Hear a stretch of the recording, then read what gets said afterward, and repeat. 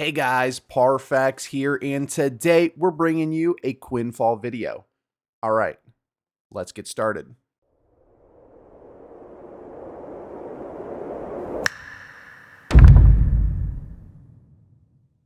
Okay, so for those of you that don't know who I am, I'm Parfax. Most recently played a lot of New World. Honestly, for those of you that are watching this video that you watched my New World content, I had about 3 or 4 videos actually recorded, lined up, edited, and was getting ready to post them, and the game RIP'd. So, we're all looking for that next game. Is Quinfall one of them? Well, we're going to talk a little bit about it in this video. We're coming from the perspective of, as you can see down here, I am level 100. There are a few videos out there talking about Quinfall. Most of the people started playing, got maybe an hour or two in, and then, well, decided to make a video on it. I have a lot of hours in the game. I've been 100 for a couple weeks. So we're going to give you my complete perspective. We're going to talk about not only the good stuff, but the bad. I'm not sponsored by any means or any way by Quinfall. So all of the ideas and stuff that I share in here are just my honest opinion. All right, first let's talk about PvE. We're going to talk specifically about the mobs you're going to kill and a few things that you can do. First and foremost, you're going to be able to do dungeons. You're going to be able to do these starting at level 20. Now, you can scale the difficulty up, but once you hit 100, or honestly, even before that, the highest difficulty is not going to be incredibly challenging. Now, it is incredibly rewarding, but the challenge isn't there. That is something that they are working on, and we're going to get a little bit better content, hopefully, in the future. Next, and the thing that you're going to be doing, well, probably the most is going to be killing mobs. This is something that's going to be the best way for you to level to 100. If you want, I can make a video on the best way to get to level 100s because there are a few tips and tricks that I can show you. But you're going to be grinding mobs a lot. It's going to be one of the best ways to gain money, if not the best for a lot of people.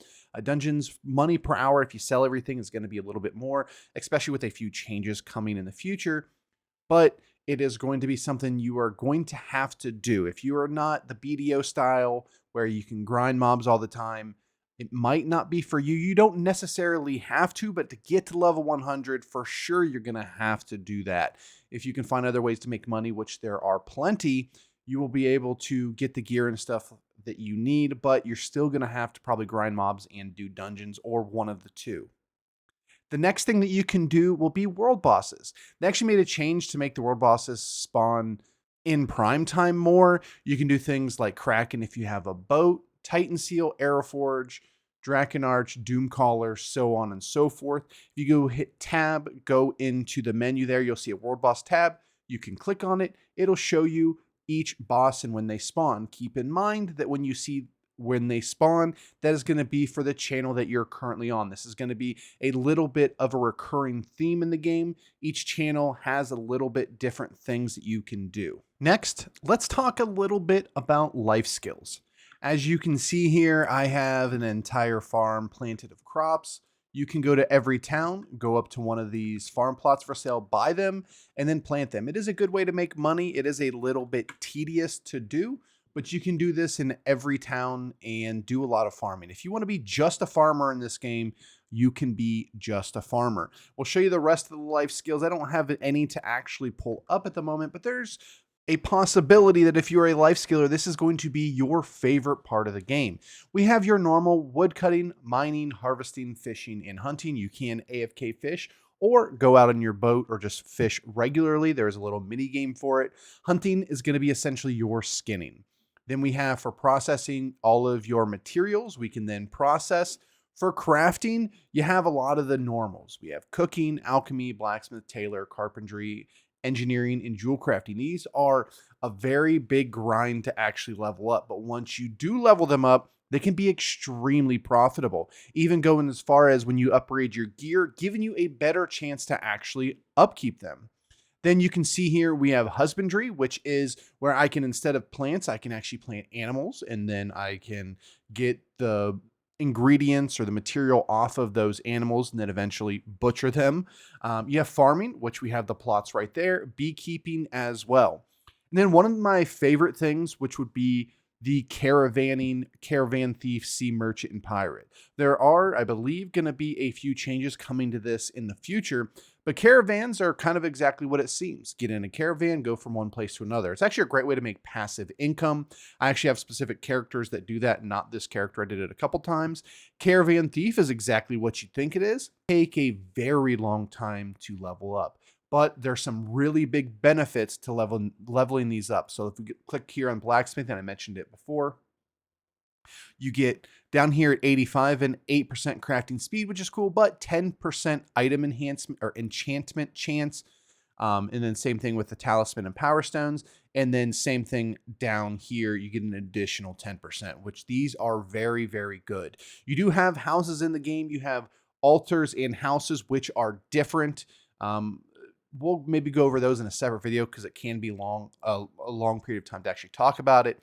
But you can basically place an altar in the world and then kind of build however you want, which is it's pretty cool. Hopefully it's going to be some changes to it because you get bonuses if you have it in red zones, but then your altar can be destroyed, so then people just don't make houses there. But if you go to any blue zones, which I'll show you here on the map, what I'm talking about, so we're going to zoom out. These right here are blue zones.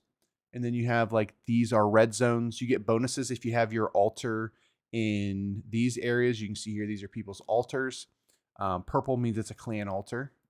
And then in the blue zones, you can create your altars, but you don't get a benefit for it, but then you can build very big bases. They do have upkeep similar to like a rust, but it is pretty cool. You can then do farming and husbandry and all that stuff inside there too. And then inside each town, which I'll show you here in a second, you can actually buy houses. Now, I don't have a house here. I do have it in other towns, but you can go up to like this house right here. This guy's walking in. You can go in, house for sale. We can even review it. You can walk in. You put a lot of your crafting benches is mainly what you put in here, but you can decorate it however you want. Next, let's talk a little bit about combat and PvP. As you guys know, if you've ever watched any of my videos, I mainly do a lot of PvP. It's one of my favorite things to do in MMOs. I love to grind for gear, make different builds, have a bunch of different setups, and do a lot of PvP. Well, this game really leans into the PvP aspect. We'll get over gearing, which is going to be a completely different section of this video, but I will say that the first thing you will have to get used to in this game is the way the combat works.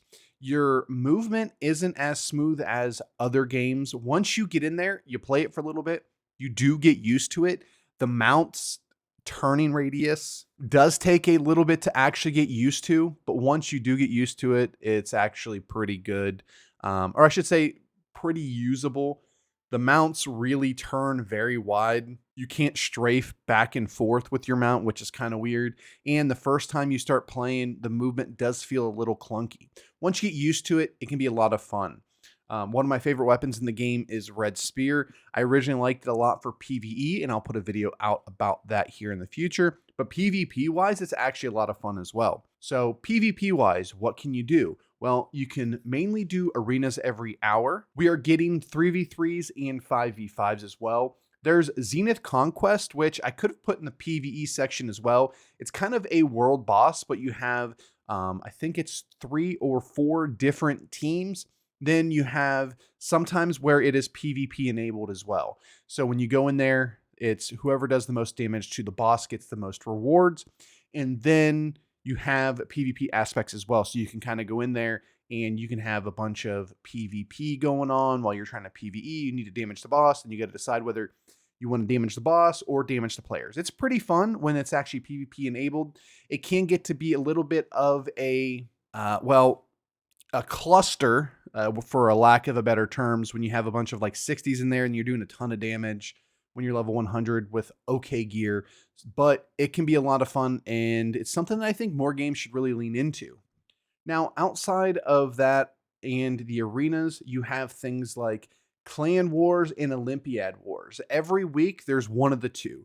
Right now, we have Olympiad Wars. That's going to be a 1v1. You go in, you have 10 battles a day. You get some points. Once you get down to a certain threshold, I believe it is 30 points, then you can no longer play. But you get some really good rewards for winning it. But gearing in this game, which we're going to cover here in a second, can be a little bit of a chore, and the game is really gear carried.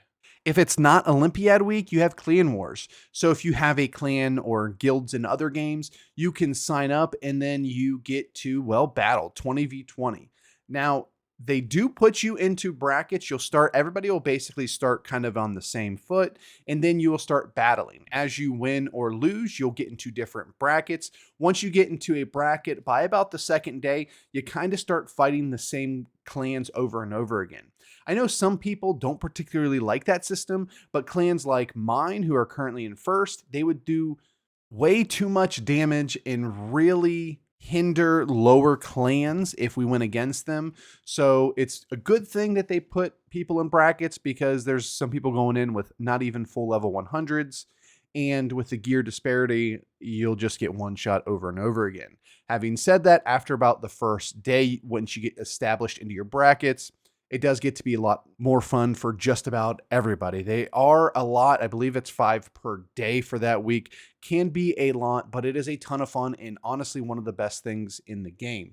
Now, they are going to have castle sieges coming up. We don't know when. We heard that it's going to be pretty soon. The 3v3s, 5v5s, and PvP incentive areas are going to come out hopefully in the next 10 days-ish from the time this video goes out. But we are getting more content when it comes to that as well pretty soon, according to the developers. So when we get that, we'll maybe put a video out about it. But Castle Sieges look to be bigger than 20v20s, and it's going to allow for maybe different weapons in the meta. Currently, the meta is kind of stacked a specific way, so it doesn't let all kind of builds in there. But clan wars are the peak currently of the PvP scene. Now, you do have open world PvP as well, which is always my favorite thing to do in video games. You guys know that I loved BDO's open world PvP, which is by far the best PvP that I've ever played. And New World, when you can get that organic open world PvP, was a ton of fun. If you remember back to old PvP days with fort flipping, that was a ton of fun. Then you had, of course, running missions up north for a short period of time. That was crazy amounts of fun. We have essentially somewhat of that in this game, but there's not enough currently incentives to actually open world PvP other than getting PvP points, which you will be able to use to get Terra Stones, which are the main bottleneck for upgrading your gear. With that said, let's go into gearing. All right, let's talk about upgrading your gear and probably the most contentious part of the entire game.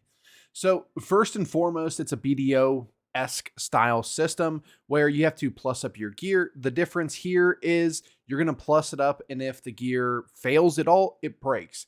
There is a Cronstone-esque, if you're familiar with BDO, way of keeping your gear, but there are significantly less of them. This is the most important thing for the developers to fix. We have told them and expressed the sheer amount of, they call them Terra Stones, which I can show you right here. You get these right here. They're called Terra Protection Stones. They make sure that your gear does not break whenever you go to upgrade it. You can get to +7 without using a Terra Stone, but after that, you're going to have to use them. And it's something we've told the developers about a lot. I'll show you. We're not actually going to upgrade them, but you go here to the enchantment. We can put like my +7. We have a +7 and a +8. I put my +7 in here. To go to +8, it's a 9% chance. And then to go to +9, it's a 6% chance. So very, very hard to get here. And it's actually hard to get to 7 and 8 as well. Once you get here, you're Terra protecting it every single time. So you're basically gated behind gearing behind these Terra Protection Stones. They have told us they are going to come in bunches, or at least we're going to get a lot more coming very shortly, but you need to do this to 11 pieces of gear, 12 pieces of gear, 13 if you're a tank. So the sheer amount of these Terra Protection Stones you need is extreme. We've been told that we are going to get them. We will see. Now, where people would say this game is pay to win, and well, the game kind of backs it up at least a little bit, is there are ways to get these through real life money. I'm not going to go into exactly how you do that. You can get them in game through the prize wheel. You can spin it 4 times a day at 50 million a pop. And if you don't get it in 20 spins, you will get a Terra Protection Stone. You need a lot to plus up your gear. I have failed 20 times, over 20 times, without actually succeeding one time. I've bought almost all of my everything over. Well, I only have one thing over +6. Well, I guess I've had 3 or 4 weapons over +6, but I bought each one of those. Aside from one bow, which I accidentally destroyed, I ended up basically purchasing everything because that's the best way to gear up. If you guys want a video about gearing up and what the best way to gear up, let me know in the comment section down below. But we are getting more of these Terra Protection Stones. Are they going to be enough? I don't know. We will have to wait and see. But my final thoughts on the game is it's $4. $4 is essentially a cheeseburger from McDonald's nowadays, and you're going to get way more enjoyment out of this game than you are anything else. I should mention that there are 3 versions of Value Pack. They do give you some throughout playing. You can get vcoin by turning in these tokens, which it's honestly not worth it because they give you almost nothing. You can spend this prize wheel, and if you do get a costume, you can delete it. It doesn't give you a ton of actually vcoin, but it will give you some, probably enough to maybe get one of these 3, kind of lessening the burden for actually having to buy these. I think it's like $25 or $30 a month. They do give you, I think, 5 days of each every month, so you don't necessarily need to get all of them. And if you do end up spending vcoin on some of the other paid wheels, you can get these as well. But all right, guys, thanks for watching. If you do decide to get the video, please use my referral code here on the screen. I'll probably have it on the screen at some point. I'll have it in the description down below. This would help me out. It'd help you out. It'd give us both some vcoins. That way we can spin that wheel a little bit more. All right, guys, thanks for watching. Like, comment, subscribe like always, and I will see you in the next one.